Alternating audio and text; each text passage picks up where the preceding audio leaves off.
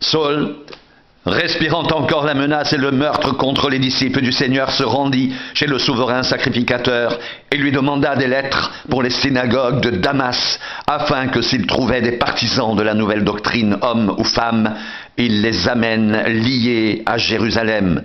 Comme il était en chemin et qu'il approchait de Damas, tout à coup, une lumière venant du ciel resplendit autour de lui. Il tomba à terre et il entendit une voix qui lui disait « Saul, Saul, pourquoi me persécutes-tu » Il répondit « Qui es-tu, Seigneur » Et le Seigneur dit « Je suis Jésus que tu persécutes. » Il te serait dur de regimber contre les aiguillons.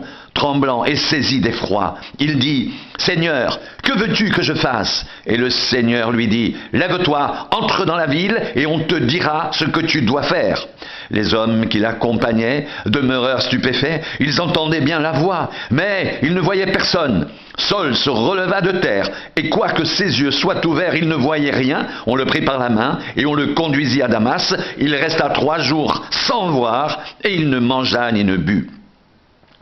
Or, il y avait à Damas un disciple nommé Ananias. Le Seigneur lui dit dans une vision « Ananias ». Il répondit « Me voici, Seigneur ». Et le Seigneur lui dit « Lève-toi, va dans la rue qu'on appelle la droite et cherche dans la maison de Judas un nommé Saul de Tarse, car il prie.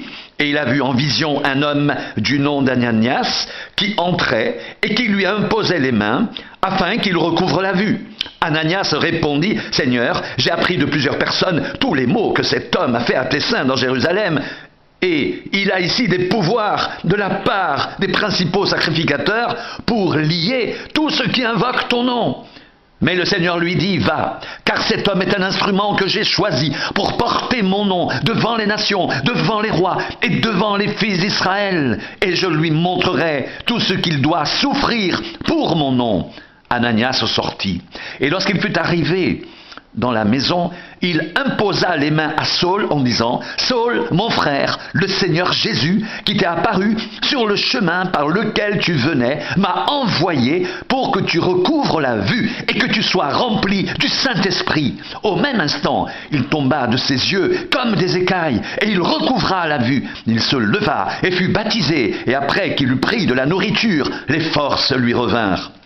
Saul resta quelques jours avec les disciples qui étaient à Damas, et aussitôt il prêcha dans les synagogues que Jésus est le Fils de Dieu. Tous ceux qui l'entendaient étaient dans l'étonnement et disaient « N'est-ce pas celui qui persécutait à Jérusalem tous ceux qui invoquent ce nom? Et n'est-il pas venu ici pour les emmener liés devant les principaux sacrificateurs ?» Cependant, Saul se fortifiait de plus en plus et il confondait les Juifs qui habitaient Damas, démontrant que Jésus est le Christ.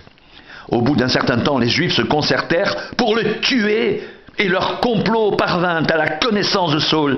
On gardait les portes jour et nuit afin de lui ôter la vie. Mais pendant une nuit, les disciples le prirent et le descendirent par la muraille dans une corbeille. Lorsqu'il se rendit à Jérusalem, Saul tâcha de se joindre aux disciples, mais tous le craignaient, ne croyant pas qu'il soit un disciple. Alors Barnabas, l'ayant pris avec lui, le conduisit vers les apôtres et leur raconta comment, sur le chemin, Saul avait vu le Seigneur, qui lui avait parlé, et comment, à Damas, il avait prêché franchement au nom de Jésus.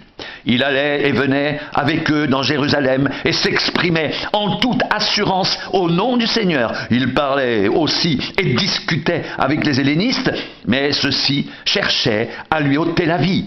Les frères, l'ayant su, l'emmenèrent à Césarée et le firent partir pour Tarse.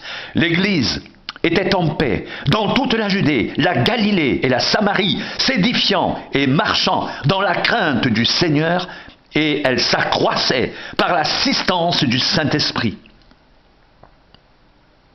Comme Pierre visitait tous les saints, il descendit aussi vers ceux qui demeuraient à Lydie. Il y trouva un homme nommé Énée, couché sur un lit depuis 8 ans et paralytique. Pierre lui dit « Énée, Jésus-Christ guérit, lève-toi et arrange ton lit. » Et aussitôt il se leva, tous les habitants de Lyde et du Saron le virent, et ils se convertirent au Seigneur.